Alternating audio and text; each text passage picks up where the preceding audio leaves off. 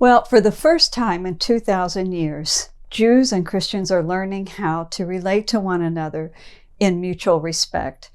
To understand just how new and how delicate this relationship is, we must know our history and what brought us to this amazing moment. We also need to learn from those who have pioneered this relationship, to learn from their mistakes, to receive their advice. So this new series on Jews and Christians relating together will do just that. Welcome to the Israel Answers series, connecting Israel, the Bible, and you. Join Susan Michael as she explores timely issues and current events from a scriptural perspective to equip the Christian world with a balanced and biblical response. Be sure to subscribe for future episodes, which will ignite your faith and bring the Bible to life in your everyday world. Now, let's join Susan with your Israel Answers. Well, welcome to part 1 of Jews and Christians Learning to Relate, in which I am going to give a brief overview of the various stages that this relationship has gone throughout history. We all know from reading the New Testament that in the early days of the Christian faith, Jews and Christians were inseparable. You couldn't tell the two apart except for the belief in whether Jesus was Messiah or not.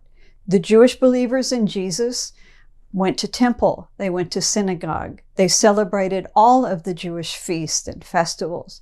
They were very Jewish and entrenched in the Jewish traditions and the Jewish community. Now, over the years, we read in the book of Acts how that tension began between these two communities. And there were periods where we read about in Acts where Jews actually persecuted the Christians. But we also had a growing tension inside the church between the original Jews who believed in Jesus and all of these Gentiles coming from a pagan background and coming into the church. There was a lot of disconnect, different worldviews, and a lack of understanding. But a momentous occasion happened in 70 AD, and that was when the Jewish temple was destroyed by the Romans. The temple had acted as the headquarters of the Jewish faith for hundreds of years. It had actually served as the headquarters of the Christian community as well, as they often met there for prayer. And it seems like that's what happened on the day of Pentecost. They were there in the temple. Of course, the leadership of the church was there in Jerusalem. It was made up of Jewish believers in Jesus, and they were monitoring and overseeing the growth of the church throughout the Roman Empire, seeing how it was made up of both Jews and pagans, or former pagans, I should say. And they made the decision that these Gentiles coming into the faith did not have to convert to Judaism in order to accept Jesus. Of course, Jesus was Jewish, and he came as the Jewish Messiah. He was born into a context of Judaism that went all the way back to Abraham, really, when God chose Abraham and said through him he was going to make a great nation, and through them he was going to bless all the families of the earth. Well, that was the story of God's plan of redemption that was brought about by Jesus on the cross. So Jesus was Jewish and what we would call the Jewish Messiah. But there was this growing Gentile Christian church that didn't understand the Jewish roots so much.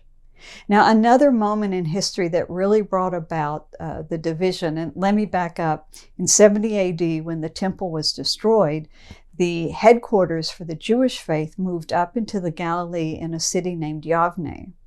At the same time, other centers of leadership were developing in the Christian world, in Alexandria of Egypt, in Antioch, and in Rome. So now there was not just a disconnect over the belief in Jesus, but there was a geographical separation of the leadership of these two faiths. Now, in 135 AD, it's known as the Barkokba Revolt, and this was the last Jewish revolt against the Roman rule.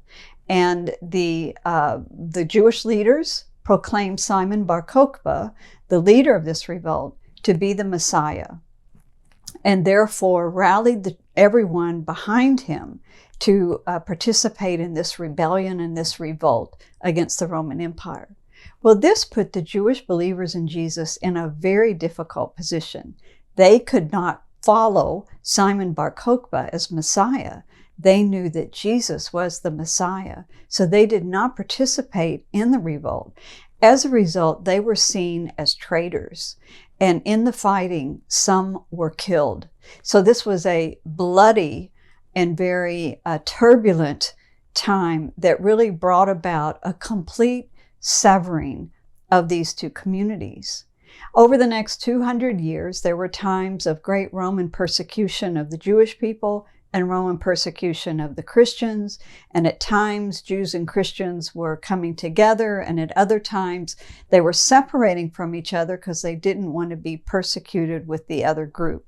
It's a very complex situation. I'm kind of scanning over lots of details and years of history just to make some points that Judaism and Christianity started out as really one tree. Christians were seen as a sect of the Jewish religion. Over time, division occurred against each other and between each other, geographical division, all kinds of factors here that brought about a division. So that by the 4th century AD, when the Emperor of Rome became Christian, and within 50 years, Christianity was made the state religion of the Roman Empire.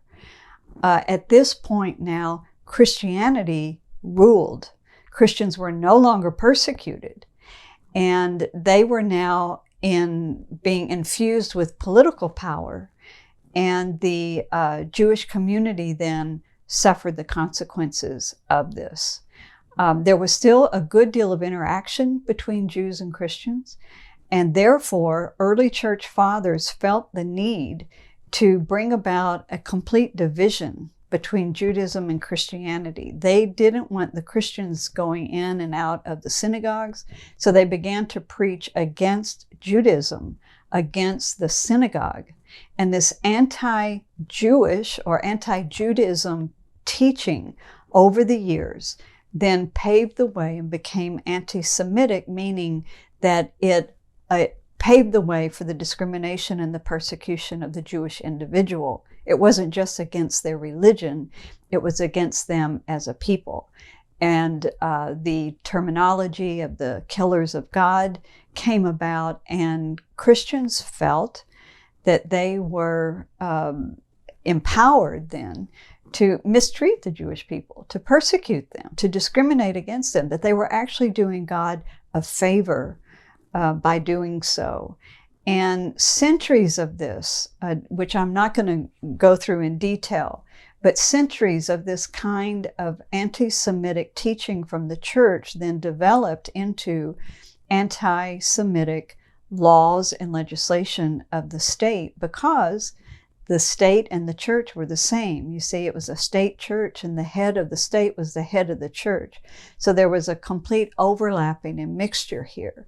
And the anti-Jewish theology produced anti-Jewish laws and legislation. There were periods of forced baptisms. There were periods of being rounded up into ghettos. There were even times when Jews were just expelled from countries, and oftentimes in the name of the church as well as the state. So this means that we have gone from two faiths that were so close, it was hard to distinguish between them, to a separation, to now Christianity has completely severed itself from its Jewish roots.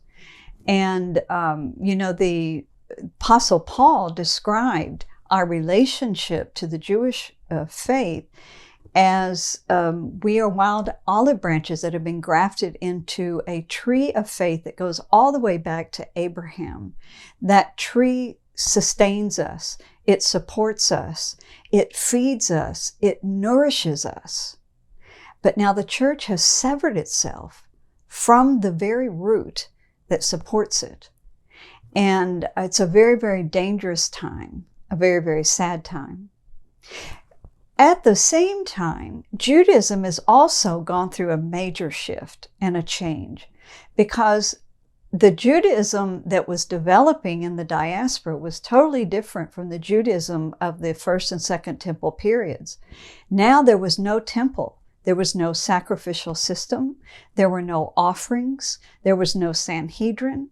And so Judaism had to adapt to this and develop a slightly different theology, one that was more focused on prayer and on study as a way of expressing repentance and receiving forgiveness. Now, back in the time of the New Testament, we know that there were 4 major sects of Judaism. We read about the Pharisees and the Sadducees in the New Testament, and about the Zealots. There were also a movement called the Essenes. And so these 4 sects Jesus interacted with, as well as did the disciples and the early church. After the destruction of the temple, there was no longer Sadducees, because they were made up of the priests in the temple. And there was no longer the Essene movement, because the Essene movement was actually a reaction against the priests. The Essenes thought the priests were corrupt. And so the Essenes were separated with a focus on holiness and purity. And then the Zealots, eventually they lost out to Rome. And so there were no need for Zealots, and they died out. The only sect that remained post the destruction of the temple and the Barkokba Revolt was the Pharisees, which today is known as rabbinic Judaism. The Pharisees were the rabbis. They were the teachers of the written law and the oral traditions based on the law. And they continued to develop the sayings of the rabbis. And so today, the Judaism that we encounter and we see is known as rabbinic Judaism, based on centuries of development of rabbinic commentary on the written law and the oral law. So today, like in the United States, we have, you could say, 3 or 4 different major movements. You have the ultra-Orthodox, the conservative, and the Reform movement within Judaism. So you see how the two faiths not only grew apart, but they developed in a certain trajectory that took them apart. But the exciting news is, and what this series is going to be talking about, is that in the last 500 years, there has been an actual turning around in both Christianity and Judaism. And what do I mean by that? Well, I'll explain to you very specifically what I mean. About 500 years ago, a major occurrence happened in the Christian faith, and that was the translation of the Bible into the everyday languages and its mass production through the printing press and distribution, so that the everyday Christian had a Bible in their hands. They could actually read what the Bible said, and they immediately saw that Jesus was Jewish, that Christianity had come out of Judaism, and that God had made all kinds of promises to the Jewish people that one day they were going to be restored to their ancient homeland. And these Christians began to not just pray for that return of the Jews to the homeland, but over time actually got involved in the story of the return of the Jewish people to their land. Now, this brought about a whole new movement within Christianity. It's a Bible-based segment of Christianity, and it's what we call evangelical Christianity. It is the fastest growing segment of Christianity worldwide, and one day will be the largest segment of Christianity. That is the wonderful news, a Bible-based segment, Bible-based faith. And at the same time, the Jewish people began a turn, and they began a return to their ancient homeland. And this too took, a couple hundred years to actually develop. Now they're back in their land today. There's still no temple, But the Jewish people have taken a major step towards the prophetic fulfillment, their prophetic destiny, as the chosen people of God, is called to be God's vehicle of redemption. Now, this history brings us not just up to the birth of the state of Israel, but also the Holocaust. And I'm only going to make 2 comments about the Holocaust. The Holocaust actually shook the world. And I think that it helped to propel forward what was already going to happen. It was inevitable. The Jewish people were going to have a homeland. But the Holocaust did help the world to support that establishment. The other thing it did is it shook Christianity. And the Christian churches that were predominant there in Europe were aghast at what had happened right under their noses and with their silent acquiescence.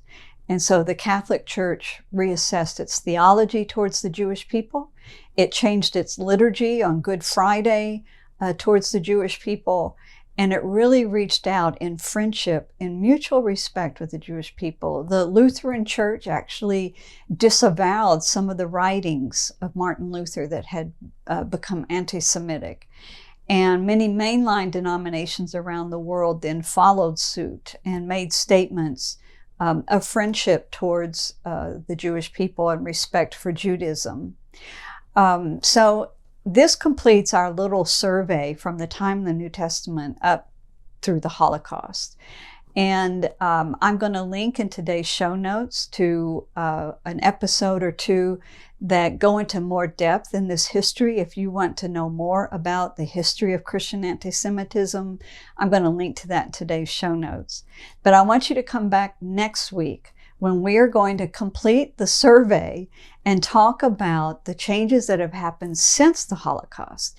And to cover that for us, we're going to have with us a pioneer in evangelical Jewish relations, Dr. Marvin Wilson. Dr. Wilson literally wrote the textbook on this, and we're going to link to that in today's show notes. I recommend that you get it. It's called Our Father Abraham, The Jewish Roots of the Christian Faith.